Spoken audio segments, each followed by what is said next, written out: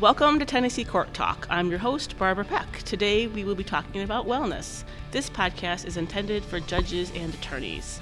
Our first guest is Chancellor Jerri Bryant, who is from the 10th Judicial District and leads the Tennessee Judiciary Conference Wellness Initiative. Our second guest is Judge Jill Ayers, who recently joined the Court of Criminal Appeals after serving as a circuit court judge in the 19th Judicial District. Our third guest is Judge Tim Easter, who sits on the Court of Criminal Appeals and previously was a circuit court judge in the 21st Judicial District. Our fourth guest is Buddy Stockwell. He is the executive director of the Tennessee Lawyers Assistance Program. Welcome to everybody. Thank you. Good morning. Thank you. Good morning. So I want to talk first a little bit about defining wellness. I think when some people think about wellness, they think about marathon running and not eating carbohydrates, and they don't do that, so therefore wellness, they don't have a wellness plan, or wellness isn't part of their lives. So Chancellor Bryant, I'll start with you. What does wellness mean to you when you think of that definition?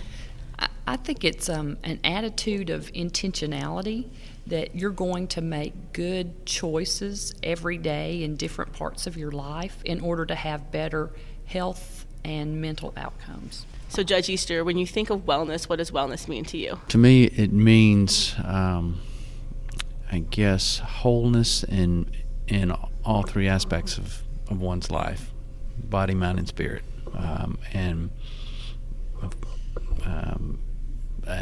addressing on a daily basis all three of those areas of your life.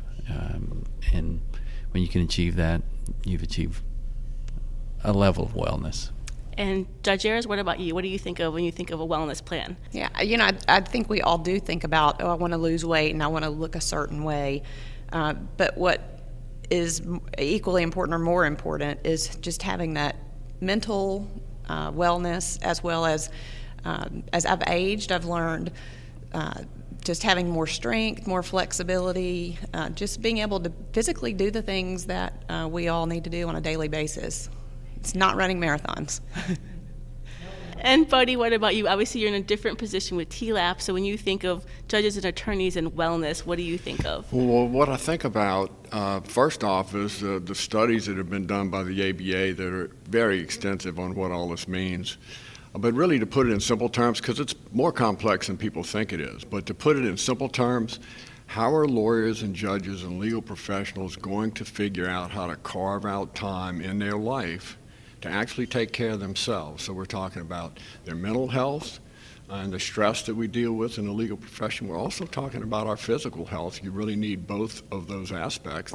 But it doesn't mean you have to be a prime example to get straight A's or anything else. The first question is, are you even carving out any time at all for yourself?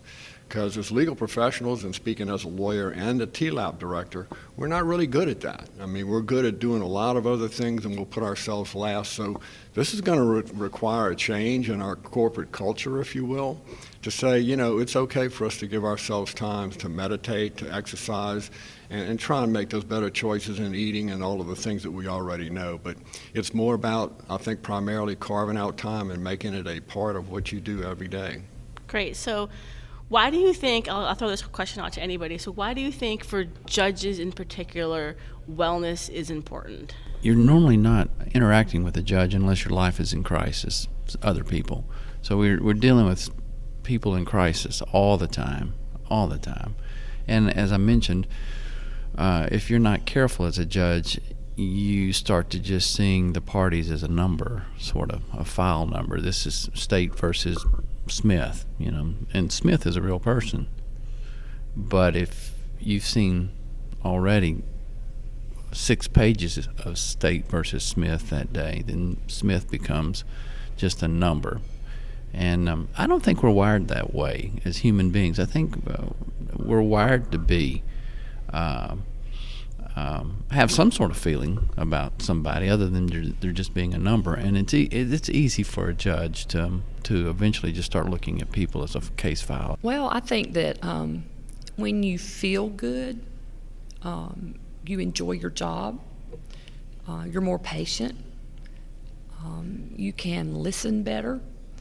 And I think when you have some ailment or something that's bothering you mentally or psychologically, then it distracts from your attention, makes you more tired, And so I think it's important for us not only as judges to have our own personal health, but to also model that and give support for that for our attorneys that are in front of us. Yeah, and just to play off that, I don't think until I took the bench I realized you think it's easy, you're just sitting there all day. And so you think physically that's an easy job. But I learned that it is incredibly hard to sit in a trial all week long and have no mobility and no sunshine. And then just the mental stress. Usually if you're in a trial, the topic, whether it's civil or criminal, is stressful. So I don't think I really understood until I was sitting in that chair how hard it is on your physical and mental well-being.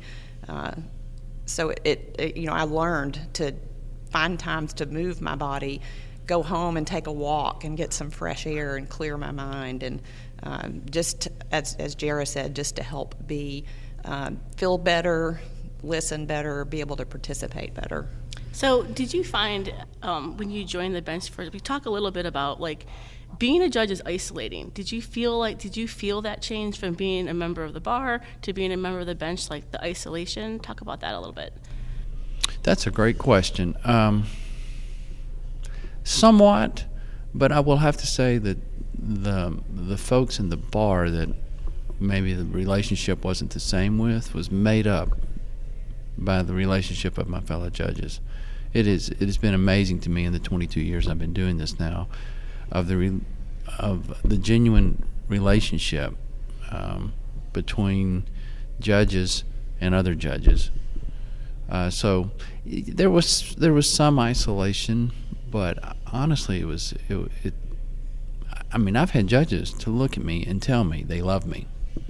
I never had another lawyer do that I can think of. And there may be a good reason for that. But I've told other judges I love them. That's, to me, is some form of wellness right there. Definitely. I kind of worked a little bit in isolation before, just because as a busy mom, I would get to work early, work hard, work through lunch, and leave.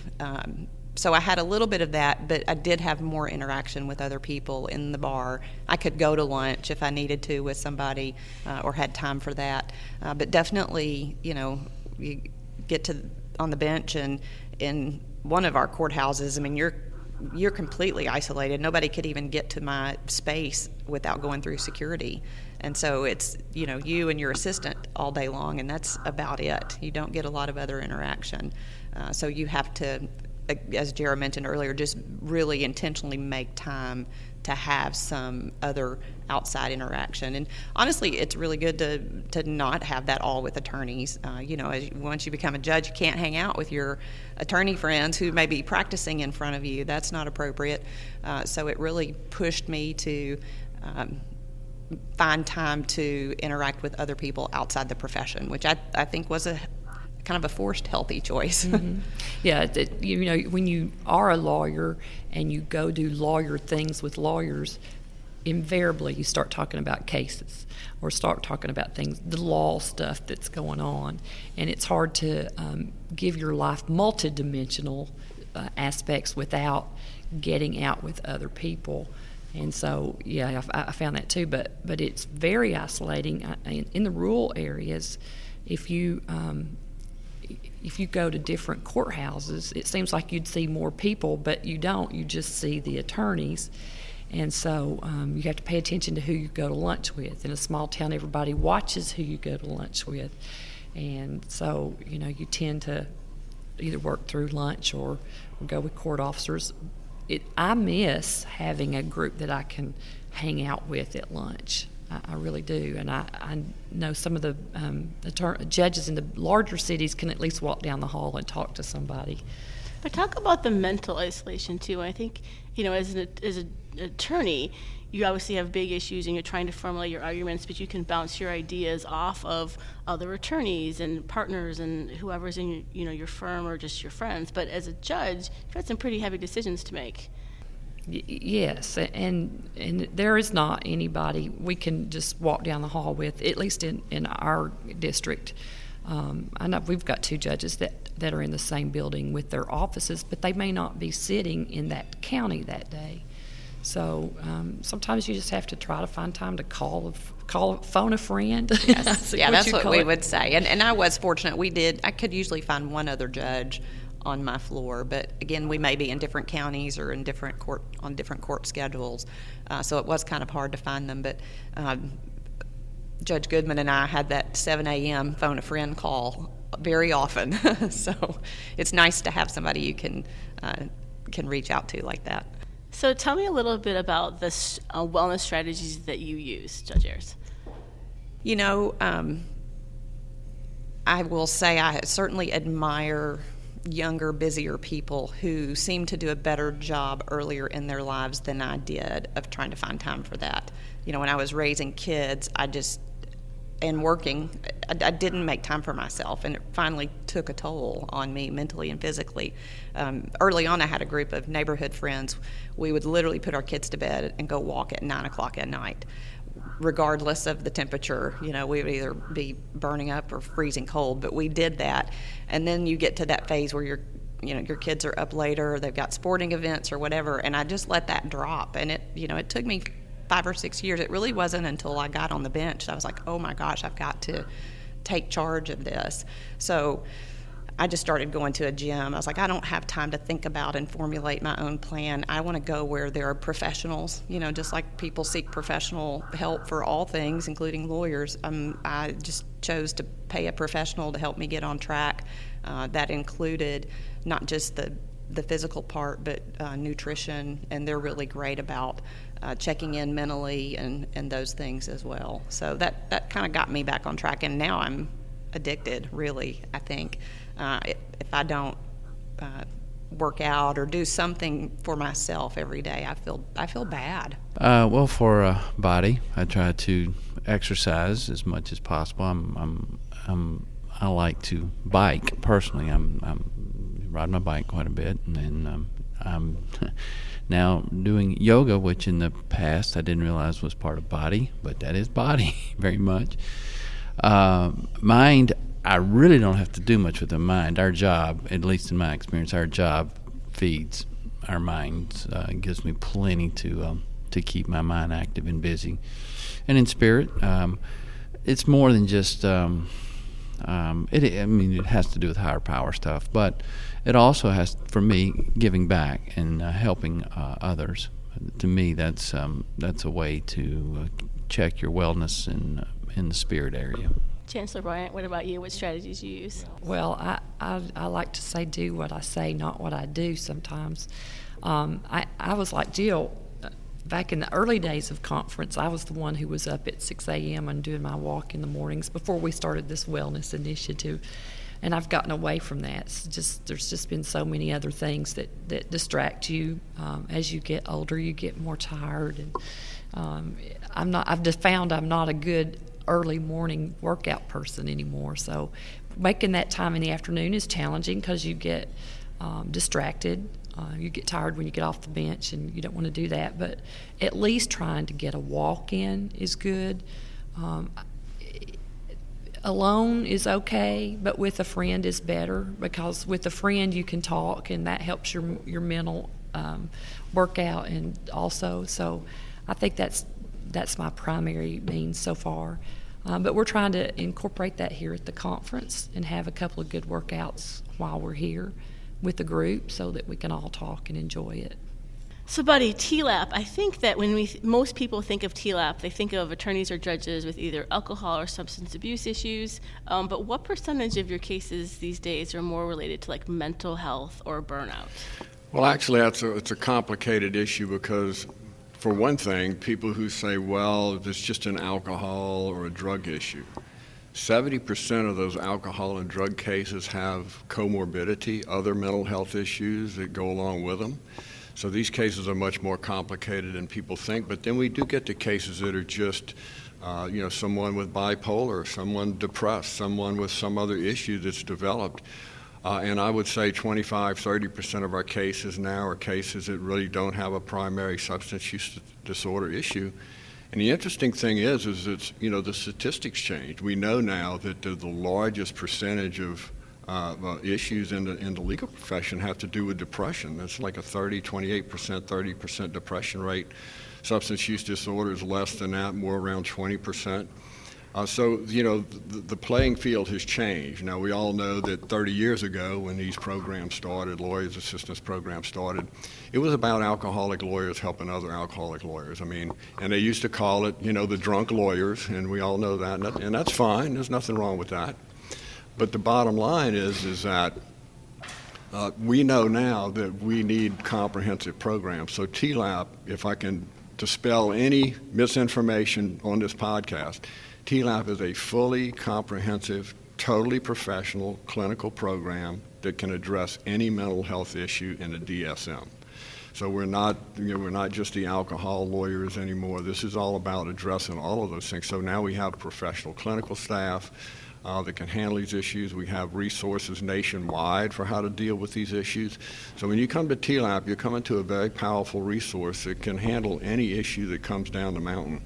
What about people who don't have a diagnosis, they're just overwhelmed? I think especially with the pandemic and so many work changes and just kids being home, you're just overwhelmed and don't feel like you can handle that. Is that appropriate for TLAP? Sure. So this is what's going to happen, and we the wellness initiative is fabulous, and so everything is going to happen on a continuum. So if somebody's feeling overwhelmed and they think they need help and support, by all means call TLAP, and our professional counselors can help and give people resources. Maybe they don't need to go to treatment. Maybe they don't even have a diagnosis, but they need better tools. We certainly have the shiniest toolkit imaginable. We've got all the tools and we can help someone. So we can help with all those issues, but what we're looking forward to is the wellness initiatives through the Bar Association and through the judiciary and everybody getting involved to try and change that corporate culture and maybe get people some help and some better life balance practices before they get into a situation where they feel like things are melting down and it's gotten out of control. So what if you start to recognize, either as a judge or an attorney, you start to recognize you're just concerned about a friend, whether it's a fellow judge or it's an attorney practicing before you? Sort of what advice do you give when you're like, I'm kind of concerned about that person? Well, the only and best advice is very simple. Call me. Call Buddy Stockwell. It's confidential as a matter of law. You don't have to be the person in trouble. You could want to help someone else. We're going to give you great background information on what this might be about, what might be, what options might be available to try and help the person, and then you decide what you want to do. It's not like calling the Orkin man. We're not going to go chase people down, okay? So it's more about educating you on how you would go about helping people, whether or not you want us to get involved professionally, do an intervention, or support that person in the ways to approach people to try and get them to help when they may not know they even need help. So, we're a giant resource for that too. And again, there's no risk. It's absolutely confidential. Every call that comes in, whether it's concern about somebody else or a person calling for help, every call is absolutely confidential as a matter of law. So there's no risk to calling. It doesn't cost anything, and we have great advice. So what if you are more than a little concerned? Does your advice change at all? No, it's always call. Just make the call. The longer you wait to call, the worse it gets. So the trouble with these things are we always think that things that might just get better. And that's a terrible mistake. We need to, as soon as there's some concern, there's concern. So, make a call. Let's see what we can do or not do, because the earlier we can start to get a picture of the landscape and how we might help somebody, the better chance we have of getting them some help and support before something turns into some issue that might create behavior that would create irreparable consequences for them. So, Buddy, let me ask you, what would be your wellness advice for new judges and attorneys? So they're first coming on the bench, just to sort of be proactive. Well, I think the best thing to do is start by reading the ABA Path to Lawyer Wellbeing, which is that ABA document that was created in 2017. It came out after the 2016 ABA Hazelden study that gave us a clear snapshot on lawyer and judge mental health. There's a lot of great information in there to help them frame just the landscape upon which they're getting ready to enter and what they're going to have to do. And then also there's the well-being toolkit that came out in 2018. It's pretty extensive and it's a little daunting at first. And then I think just really, I would always say call TLAP and get some updated information, best books, and let us find out what your situation is and help you. We're going to, again, continue to create a body of knowledge about this and give people best practice, but there's just so much out there now. I mean, there's so many apps and so many different things. And quite frankly, this is going to sound funny, but I do believe it. I think this is going to be a generational problem, and I think as the younger lawyers come in, they're going to handle this in a way that we were not able to because of our training and experience. I like to tell a story of a friend of mine in Louisiana who was a senior partner in a very large law firm and came to lunch with me one day about 4 years ago, and he was just angry. He was incensed. He was really angry about something. I said, "What's going on?" He said, "Well, we've had a round of interviewees come in, and they just have this attitude that they're not going to work on weekends. And, there was this one kid that came in and looked around our conference room and said, yeah, this is a pretty nice place. I might work here, but let's get this straight. I'm not working on weekends. I like to go to Starbucks. I like to play with my dog." And he was angry. He was very angry because he said, well, we didn't do that, and we worked hard and everything else. So I really think that the younger generations coming in are much more willing to set these boundaries naturally and say we're not going to be all in and work, all these crazy hours and burn ourselves down. So I think all of this is going to meet itself at some point. So us older lawyers, and I'll speak for myself, not the ladies at the table, but us older lawyers, you can't retrain us. We're trying hard to get into this wellness thing, but we're trained to be Calvinistic, if you will, and stoic and get it done. And, we get it done. We're like the Marines, and that hasn't worked well for us. And I can say I've been guilty of that. Just stay until it gets done and work on the weekends. And so sometimes I wonder if they're wiser than us. Yeah. So Chancellor Bryant, you sort of are the head, the face, of the Tennessee Judiciary Conference Wellness Initiative. Why? Why was that important to you to sort of take the lead in with that initiative? Well, Tim and I talked about it when Tim was president of the Judicial Conference. He's the one who started introducing this topic of mindfulness and wellness, and I really believe in it. And I think that in order to get other people to believe in it, you need a cheerleader. You need someone who can encourage people. And I feel very almost maternalistic about my fellow judges, and I want to help them, and I want to be there and encourage them. And so I thought this was a good fit for me. There's all kinds of committees in the conference that you can get involved in. Some are more time intensive and some are more physically intensive. And so I thought this was a good fit of trying to bring something to us as a group that we really didn't have. Some of us, like our jobs, we went off on our own and did our own thing to try to stay healthy. But bringing us together, I think, adds another dimension to it. So, Judge Easter, let's talk a little bit about the Mindfulness Initiative. So you were president of the TJC, and you brought this idea forward for mindfulness, and there were entire sessions on it. And I think maybe some of your fellow judges thought you were a little bit out there on this idea.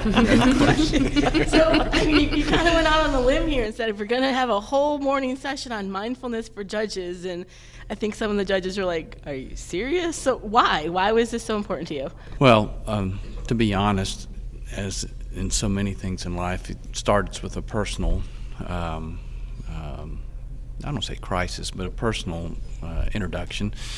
And I had been a trial judge for 16 years, and I did not realize how much noise, just noise, was going on in my head all the time, and trying to deal with the chaos of managing dockets every day that you couldn't get through in 5 days, and you had 1 day to do it, and then the next day you had to be somewhere else facing the same sort of thing, and it just was just noise. And when you're wired, like the lawyer that Buddy was describing earlier, that you do it. You put your head down and you do it, and that's a sign of loyalty, that's a sign of commitment, that's a sign of being a good lawyer, good judge. You just soldiered through it. I had to give my own children some credit for this. My oldest daughter got into the practice of yoga, got her certificate to be a yoga instructor. And I mean, I'm a former prosecutor. I can be pretty rigid, as words have been used to describe me before. And when my daughter started doing that and introducing me to this whole concept of really just being quiet, sitting still and being quiet, and then learning that there's actually apps that you can put on your phone and do that every day with, it was a hard sell at first, but it did not take long for me to get engaged in that, to realize the value and the benefit of just being quiet, and how hard it is. But and once I started experiencing it myself, I was like, Jerri, I want to share this with my brothers and sisters in the conference, because I know they are all experiencing it as well. And there for a period of time, can I still talk? Okay. There for a period of time, it seemed like everywhere I turned, I was running into mindfulness. Every program I went to, or I was hearing about mindfulness, went to something at the Judicial College in Reno, and it was about leadership, but we spent half the time on mindfulness issues. And so that was the year before I was becoming president, and I invited some of the speakers from Reno to come speak at the conference. And anyway, it's I just wanted to share that with my judicial family, and I think it's been a good thing. Well, sharing things with the family, particularly new ideas. I can remember 20 years ago hearing about a topic that we're going to rehear about today, vicarious trauma. And, of course, young judges and some of the older ones, too, would sit there and go, yeah, I don't know what y'all are talking about. So after you've been here for a while, you feel it. And just like mindfulness, you had the eyes roll on a few of them, and yeah. But now I'm starting, as Tim says, he began that idea process with us, and it's been reinforced through other parts of our lives. We keep hearing about it and seeing it and working on it, and it's almost like a childlike revelation that I hear from some of our judges who will approach me in the hall and go, I still haven't reached 10 minutes yet, but I'm still working on it. It's so good. And so just to see that excitement, even if it's in one or two people at a time, it just makes you want to keep going. And I'll say what I appreciate about introducing this to the whole conference is just like we get together at conference to share ideas about work issues we're struggling with, now we're able to share these ideas about wellness and other ideas about how to be healthy, because it's not a one-size-fits-all. Everybody has to find what works for them with their life and their schedule and what you enjoy. I mean, if you don't enjoy going to the gym every day, you're not going to do it.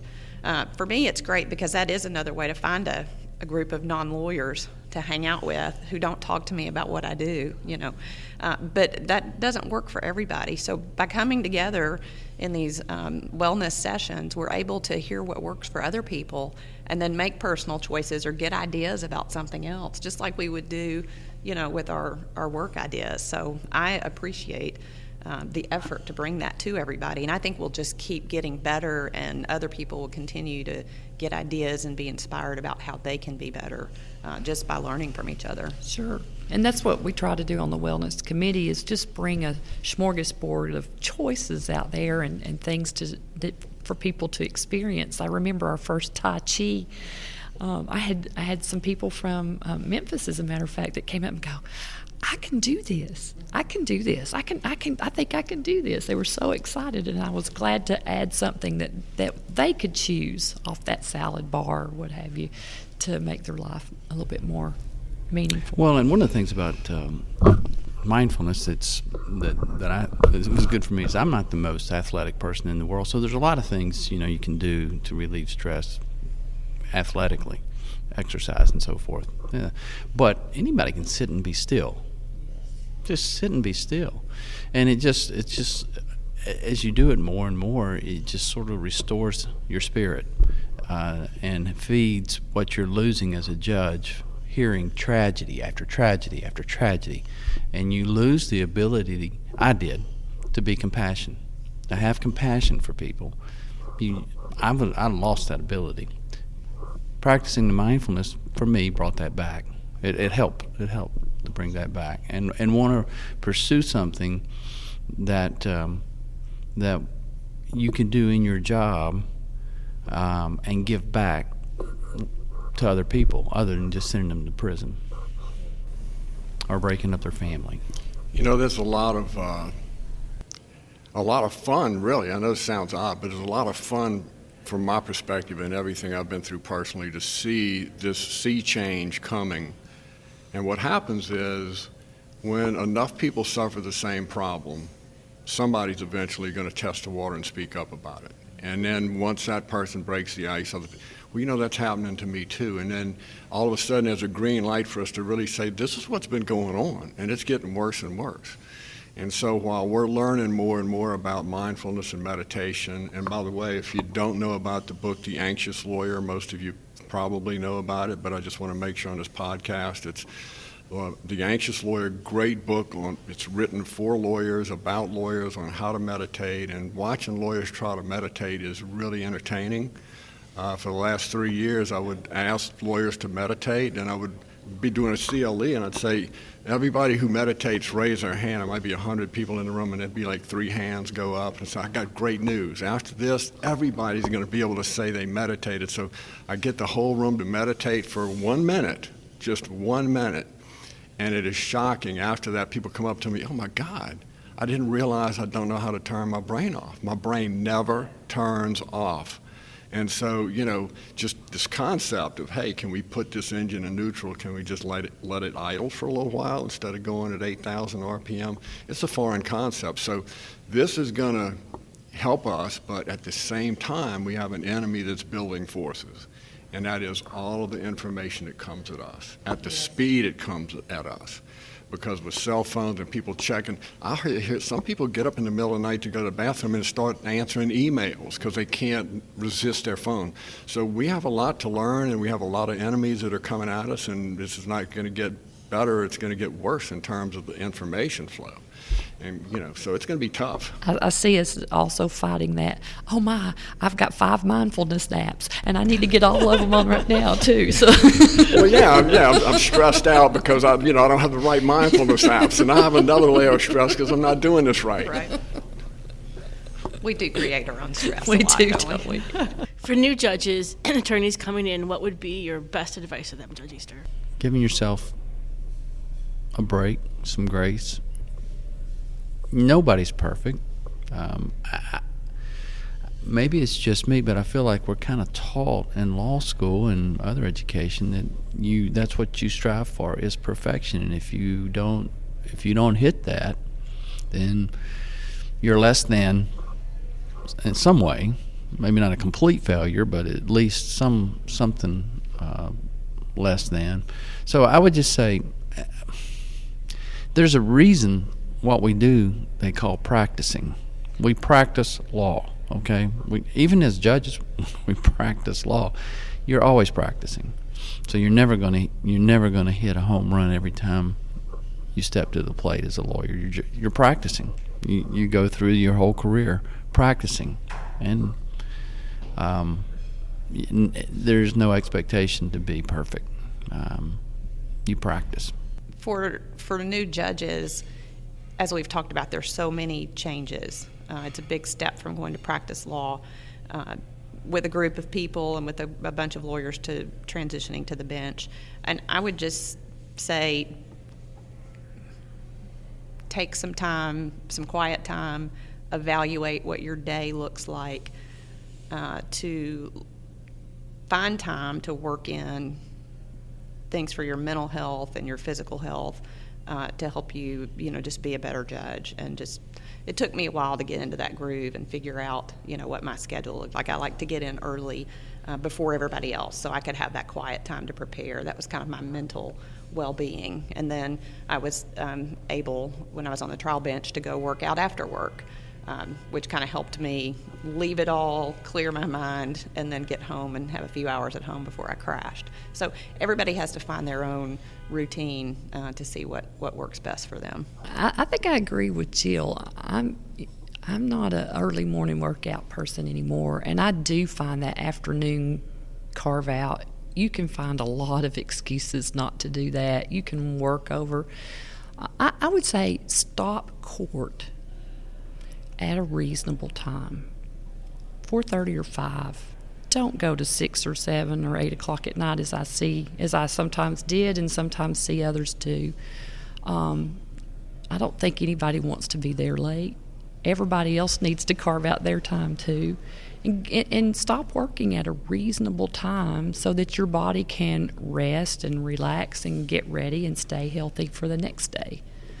And then reach out to others and talk to us. I mean, that's why we're here at conference. You know, we make, like Tim was saying, we make some really good friends at conference. And so reach out and have somebody, even if you're not doing anything, just call them and say, hey, how's it going? And it's good to have a relationship with some other judges. And to come to conference. I mean, absolutely. I think we have good attendance, but everybody talks about the judicial family, and it is so true. I mean, I felt it from the first time I walked in before I had been sworn in as a judge. Everybody was just so helpful. And the whole time I have literally felt like if I needed anything, I could pick up the phone and somebody would get off the bench or somebody would drive to me if they needed to and help me. And so for people who are maybe introverts and don't want to come to conference or get involved, I would say step out of that shell, because it will just pay dividends to get involved and get to know other people. I mean, we've all been looking so forward to being here and just getting to be together in person again.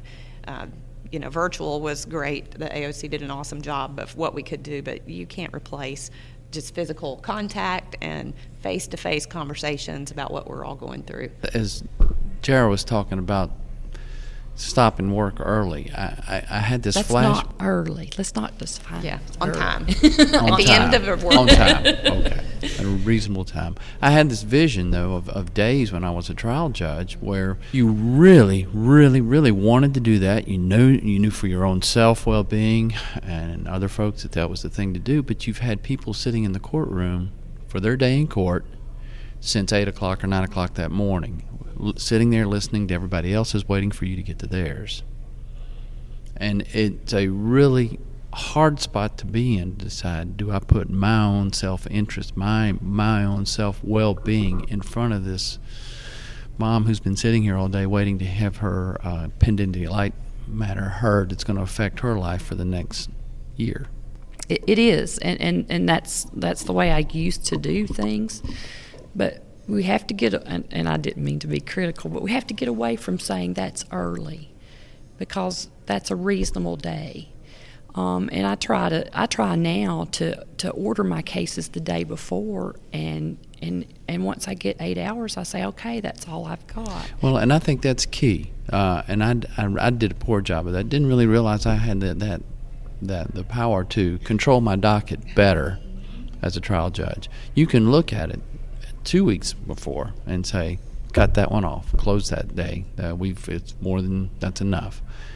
The tendency is just to show up and the clerk hands you the docket, yes, and you're still there at 8 o'clock that night. Absolutely. But do you think that some of the lessons you've learned during COVID, especially with scheduling and having to do virtual meetings, and not allowing people to be in the courtroom for 5 or 6 hours at a time, do you think that will sort of transfer over to some better docket management? We shifted everything during COVID.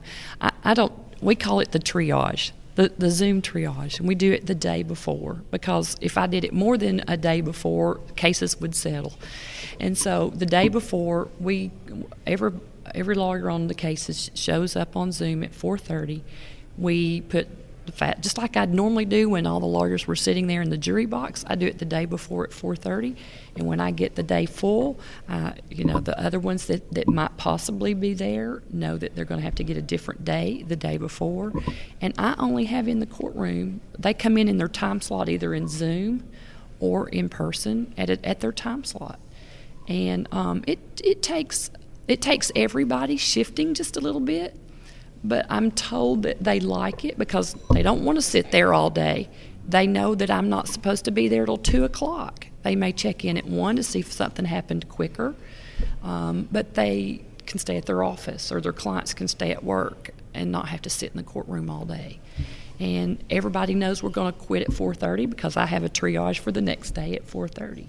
And so it's a change of the culture, and it's a change of the mindset that COVID helped us do that. What a great use of what we've learned over the last 15 months.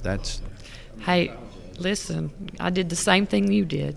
And it makes them better. The loggers have gotten a lot more efficient and getting their times right. How many times have you been told, the judge, this is going to take an hour, yeah. and 4 hours later you're still sitting there? Yeah. Every day. They know that they've got that hour that they asked for, and particularly in Zoom, I'm like, okay, I'm sorry, but the next case started at 2 o'clock and your Zoom time is over.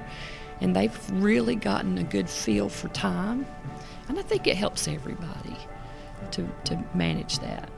All right. Well, thank you for joining us for this episode of Tennessee Court Talk. Thank you, Barb. Thank you. Bye-bye.